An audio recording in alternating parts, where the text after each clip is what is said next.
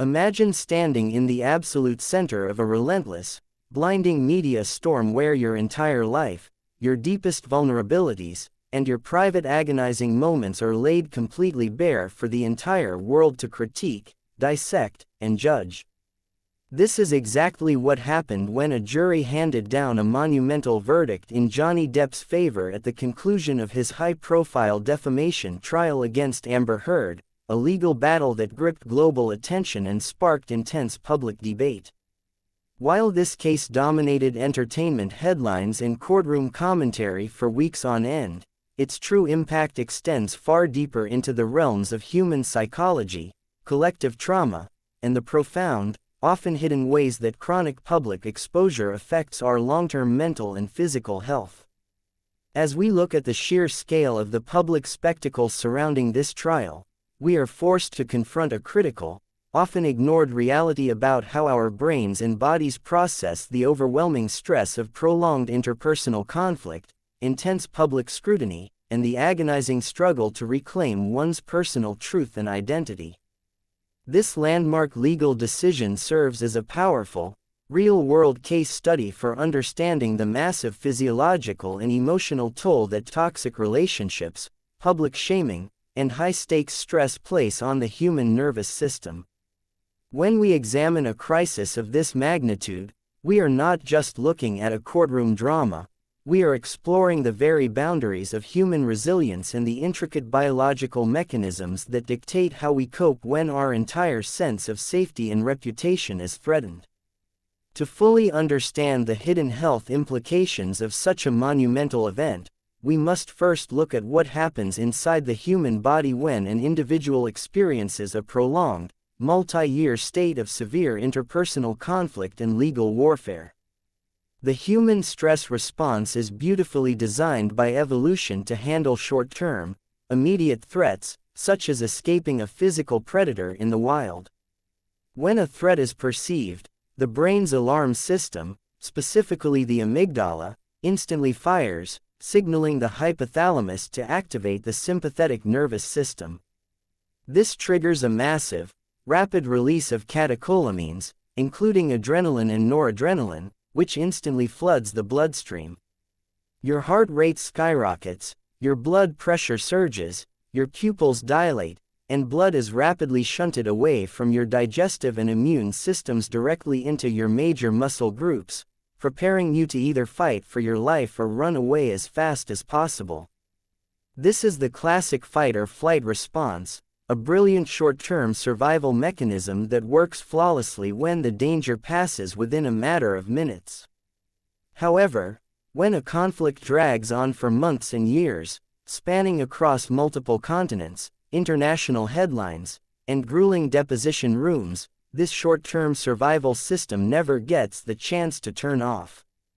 Instead of a quick spike in adrenaline, the body transitions into a state of chronic HPA axis activation, referring to the hypothalamic pituitary adrenal axis, which governs the sustained release of cortisol, the body's primary stress hormone.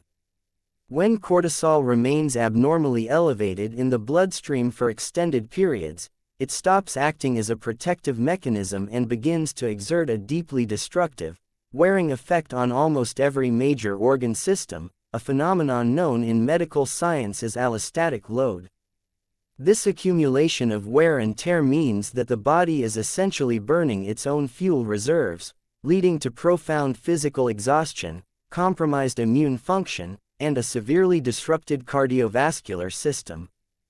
This state of perpetual biological alertness has an incredibly damaging effect on cognitive health and brain architecture, particularly within the hippocampus, the region of the brain fundamentally responsible for memory formation, emotional regulation, and learning.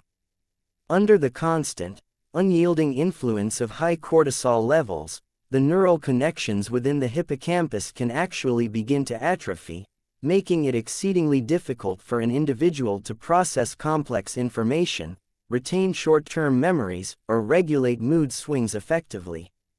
At the very same time, the amygdala, which processes fear and emotional responses, becomes hyper-reactive, locking the person into a state of constant hypervigilance where every ambient sound, unexpected movement, or public glance is perceived as an imminent, terrifying threat. This neurobiological shift perfectly explains why individuals undergoing extreme public or personal trauma frequently report experiencing severe brain fog, profound decision fatigue, and an inability to find a sense of calm even when they are technically in a physically safe environment. The psychological toll is compounded exponentially when the conflict is played out on a global stage, where millions of strangers are actively analyzing your every facial micro-expression, your tone of voice, and your past mistakes on social media platforms around the clock. This level of unrelenting external scrutiny introduces a layer of sociological stress that our evolutionary biology is simply not equipped to handle, as humans are fundamentally tribal creatures who inherently rely on social acceptance and community belonging for their baseline sense of safety and survival. When that social fabric is violently torn apart and replaced by widespread public polarization and mockery, the brain registers this social rejection using the exact same neural pathways that process intense physical pain, creating a deeply distressing experience that can shatter an individual's core sense of self. Transitioning from the internal neurological landscape to the outward physical manifestations, chronic high-level stress acts as a massive accelerator for systemic inflammation throughout the human body. Under normal conditions, cortisol acts as a powerful natural anti-inflammatory agent, helping to keep the immune system from overreacting to pathogens or injuries. However, when the body is subjected to a continuous, unending deluge of stress hormones, the immune cells actually develop a form of resistance to cortisol, a state known as glucocorticoid receptor resistance. When this resistance sets in, the body's primary brakes on inflammation are effectively cut, allowing inflammatory cytokines to circulate freely and unchecked throughout the vascular system.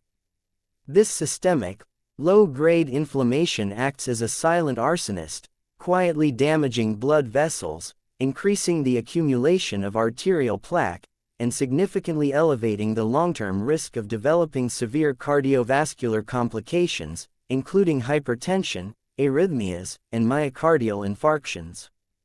Furthermore, this inflammatory cascade can profoundly disrupt the delicate lining of the gastrointestinal tract, leading to a condition frequently referred to as increased intestinal permeability, or leaky gut, where undigested food particles and bacterial toxins leak into the bloodstream, triggering further immune reactions and causing chronic digestive distress, bloating, and nutrient malabsorption. The profound connection between the gut and the brain, mediated via the vagus nerve, means that a highly stressed and inflamed digestive system sends continuous distress signals back up to the brain, creating a vicious, self-perpetuating cycle of physical discomfort and psychological anxiety that can leave a person feeling entirely drained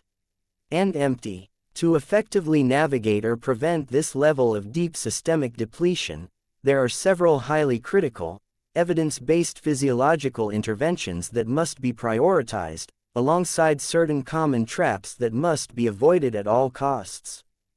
First and foremost, when an individual is trapped in a high-stress loop, the absolute most important action step is to actively protect and restore the circadian biology through rigorous sleep hygiene.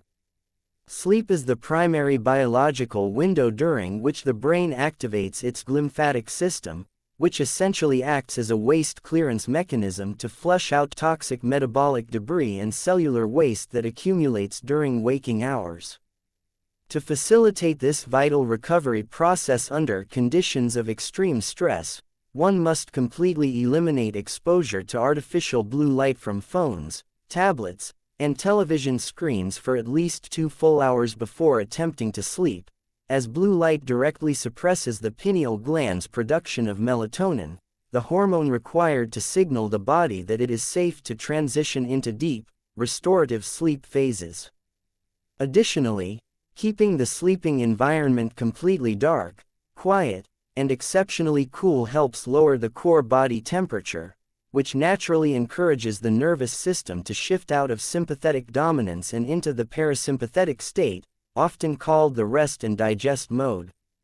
On the other hand, the single biggest mistake people make during times of immense crisis is turning to maladaptive coping mechanisms like excessive alcohol consumption, caffeine abuse, or highly processed comfort foods to numb their discomfort. While alcohol may initially feel like a sedative that helps you escape reality or fall asleep faster, it drastically alters sleep architecture by entirely blocking rapid eye movement or REM sleep, which is the precise stage of sleep required for emotional processing and psychological integration, meaning you wake up biologically more anxious and less resilient than the day before. Similarly, over-consuming caffeine in a desperate attempt to override profound physical fatigue only serves to whip an already exhausted horse, forcing the adrenal glands to pump out even more adrenaline and cortisol, thereby accelerating the path toward complete burnout and severe panic disorders. Building upon these foundational lifestyle adjustments, another incredibly powerful tool for resetting a highly dysregulated nervous system is the deliberate practice of controlled, somatic breathwork, particularly through techniques such as the physiological psi or resonant frequency breathing. When someone is experiencing acute anxiety or public pressure, their breathing naturally becomes shallow, rapid, and chest-dominant, which sends immediate, powerful feedback loops up to the brain confirming that they are indeed in grave danger. By consciously taking 2 quick, deep inhalations through the nose followed by a long, slow, extended exhalation through mouth, you rapidly activate the vagus nerve, which immediately releases acetylcholine, a neurotransmitter that acts like a brake pedal for your heart rate, instantly slowing it down and signaling the brain that it is safe to relax. Incorporating regular, low-intensity movement like daily walking in a natural, green environment is also highly beneficial, as it allows the eyes to engage in optic flow, which is the natural side-to-side movement of images across the retina as we move forward through space. Optic flow has been shown in neurobiological studies to significantly quiet the amygdala, reducing the intensity of fear-based thoughts and helping the brain process complex emotional trauma without becoming completely overwhelmed.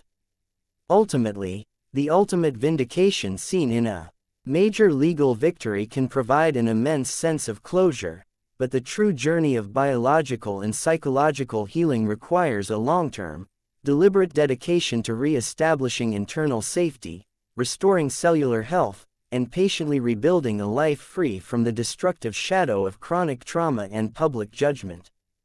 The historic verdict in Johnny Depp's favor brought a dramatic conclusion to an intensely public defamation trial, shedding light on the profound legal and personal battles individuals can face.